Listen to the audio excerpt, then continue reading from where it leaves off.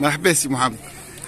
Aslem Assidi, Mohamed Ben Chir, je suis le président de la Chambre des producteurs de boissons alcoolisées à l'UTICA et en même temps je suis bien sûr le président du conseil d'administration du domaine Néferis et aussi propriétaire de la société Domaine Néferis. Domaine Néferis, c'est un domaine qui a été créé en 1999 suite à la concession de l'État. C'est une SMVDA, Société de mise en valeur et de développement agricole. On a développé cette cave au départ en association avec des amis italiens. Ensuite, la cave est devenue tuniso-tunisienne, après une quinzaine d'années et un transfert de technologie qui a été fait à 100%. Les Italiens sont sortis parce que malheureusement ils ont eu des problèmes et ils ont fait faillite, ils ont disparu. Et la société est restée. Le domaine il s'appelle Néferis parce que c'est... Il est sur combien d'hectares? Alors le domaine est sur 450 hectares, dont 220 hectares de vignobles, 120 hectares d'oliviers et une cinquantaine d'hectares de céréales, etc. Et puis il y a une vingtaine d'hectares de forêt, etc. Ça fait 450 hectares le tout. Et la production viticole du domaine, elle est environ de 800 tonnes de raisin.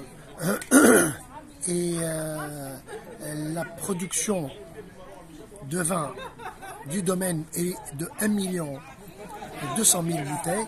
Donc on a 800 tonnes de raisin et on achète environ autres 700 tonnes par des contrats de culture qu'on fait avec des agriculteurs qui sont pratiquement tout autour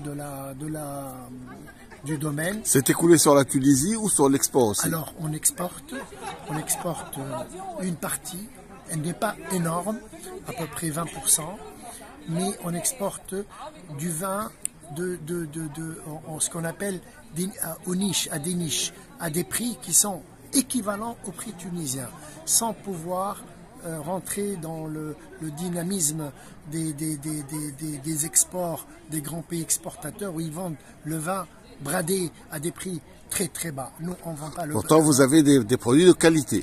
On a des produits de qualité. Pourtant, on est un pays qui n'est pas très connu dans le monde des vins en général, mais on vend un produit de qualité et on a introduit ce produit et on a travaillé pour que ce vin soit vendu à des prix très corrects. Vous pouvez nous rappeler les différents vins là? Les différents vins qu'on a, on a une gamme qui s'appelle la gamme des Magnifiques en 3 couleurs, on a la gamme des Célions en 3 couleurs, on a la gamme des Terrales en 3 couleurs et on a la gamme des Châteaux de Fleurs en 3 couleurs. Bravo. Et puis on a un vin de garde qui est très connu et extrêmement apprécié à l'export, c'est le vin qui s'appelle Domaine Néferis. C'est un vin qui peut être vieilli sans aucun problème. Est-ce qu'on peut parler de nombre d'années, d'âge? De quoi? Pour vieillir. Pour vieillir, les vins, s'ils sont dans les conditions de cave, avec les degrés ergonomiques, la température contrôlée, donc dans des caves bien faites, le vin peut vieillir 10, 20, 30 ans, 40 ans, hein, sans problème, s'il est bien conservé. Pour les vins courants, le vieillissement ne doit jamais dépasser les 2 années, hein, pour les vins courants.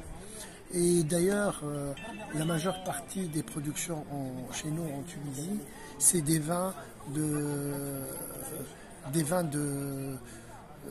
ils ne sont pas des vins de garde, on ne peut pas les faire vieillir beaucoup. Hein. Des vins de table en quelque sorte? Pas de table, c'est des AOC quand même, parce que nous on a 7 AOC en Tunisie qui sont valables. Il y a un classement qui est fait par le groupement interprofessionnel des fruits pour les vins, et on classe les vins selon un classement scientifique et sérieux, avec des analyses au laboratoire, etc. Mais Le Célian et le Magnifique ont une grande réputation. Qu'est-ce que vous pouvez nous en dire? Alors, le Célian et le Magnifique ont une grande réputation parce que c'est des vins pratiquement de monocépage. Hein, et c'est des cépages améliorateurs qui sont arrivés en Tunisie il y a une vingtaine d'années. Et la grande réputation, c'est dans la qualité, tout simplement. La qualité, elle vient de la grappe, du plan, de l'entretien,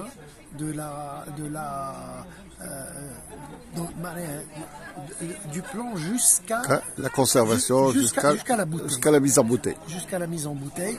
Il y a quand même des passages contrôlés, un contrôle qualité, il y a une exigence.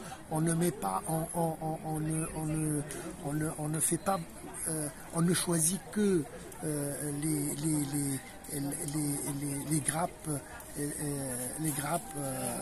les mieux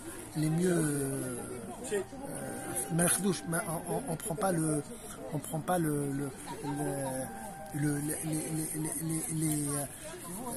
les raisins ou les trucs pourris, etc. Donc, sélectionner quoi. Vous sélectionnez les produits pour en faire du vin de qualité. Il y a une sélection en amont et en aval très stricte.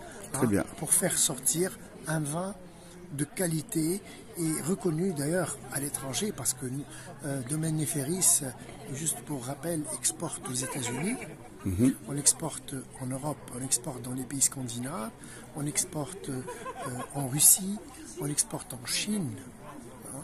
Et, en France aussi. En France, non, très pas peu, vraiment, très peu. Moi, j'ai pas voulu toucher les pays classiques, dans la viticulture, qui ont leur tradition de vin. L'Italie, la France, l'Espagne, le Portugal. Je ne les ai pas approchés sérieusement. Mais j'ai approché. L'Allemagne aussi, je ne l'ai pas approché, bien qu'en vend un tout petit peu, et en Belgique aussi. Donc, de tout ça, vous tirez une certaine fierté quand même. Oui, absolument. Nous, vous dirigez le domaine depuis combien de temps? Depuis 28 ans. 28 ans déjà. Maintenant, oui. Très bien. Oui. Est-ce que vous avez des objectifs particuliers maintenant, à ce stade-là? Alors, l'objectif, c'est d'augmenter un tout petit peu la production, parce que nous, on produit à peu près 1 200 000 bouteilles. Je voudrais bien commencer. On est en train aussi de planter, entre parenthèses. D'accord. On a eu malheureusement un arrêt pour l'importation de plants depuis 10 ans, parce qu'il y a la peur était d'ailleurs, qui n'est pas très justifiée, des services de l'agriculture pour l'importation de plants à cause de la maladie qui s'appelle la Xylella fastidiosa, qui peut attaquer les oliviers. Et comme on a un parc d'oliviers qui est très important dans le pays, ils ont eu peur d'importer les plants de raisin, de peur d'avoir de la Xylella dedans, parce qu'il y a eu malheureusement des cas en Europe où les plants de vigne ont contaminé mais on n'a pas du tout pu importer. On commence maintenant à pouvoir importer parce que on a choisi des endroits, des vendeurs de plants qui sont en dehors de la zone de la maladie de la Xylella. Et là, on va continuer à planter pour pouvoir augmenter la production de raisins dans le domaine. On a planté là déjà une cinquantaine d'hectares. On va planter maintenant 48 autres hectares dans une année ou deux. Et on va faire passer la surface viticole de 215 à 250, après à 300 hectares pour pouvoir augmenter la production. Très bien. Alors juste pour terminer, nous sommes réunis aujourd'hui parce que le domaine est en train d'encourager des jeunes start-upers. Alors, voilà, vérité, juste un petit mot à ce sujet. C'est la chambre. C'est la chambre. C'est la chambre. C'est la chambre de l'UTICA, la chambre syndicale. Oui. C'est la chambre syndicale des producteurs de boissons, dont je suis le président. Et c'est elle qui a obtenu, bien sûr à travers moi, parce que j'ai fait j'ai participé à cet appel d'offres Et puis je l'ai gagné, bien sûr, en tant que partenaire d'un projet qui s'appelle Best Med Grape. C'est pour favoriser l'utilisation de la nanotechnologie sur les produits, les déchets des raisins, quoi. Les déchets de la viticulture, qui sont la mare et les pépins. Et à travers ça, on peut sortir des produits cosmétiques ou des compléments d'aliments qui sont très intéressants, ou bien des huiles pour le traitement. Ou des compléments alimentaires, ainsi de suite. Et tous ces projets-là que vous encouragez ont été encouragés aussi par l'Union européenne, je crois. Absolument. Le financement, c'est l'Union européenne. Le financement, c'est l'Union européenne. Et le projet arrive de l'Union européenne avec des partenaires européens et des partenaires, bien sûr, tunisiens. On a aussi des partenaires tunisiens et en tout il y a des partenaires européens, des partenaires italiens et des partenaires aussi et nous honorons aujourd'hui une dizaine de jeunes entrepreneurs, c'est ça.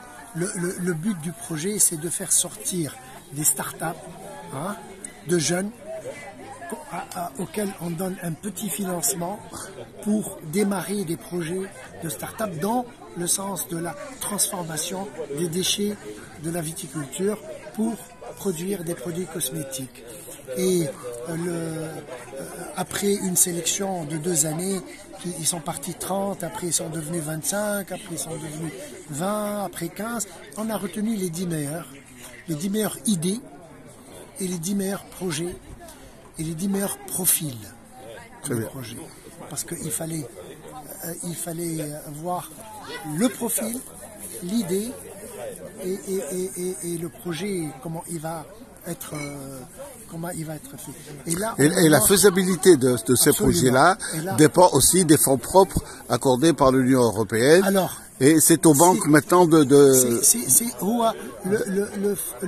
les fonds qu'on donne à ces startups, c'est comme dans le sens d'un financement, un financement personnel, pour qu'ils puissent ou bien faire un modèle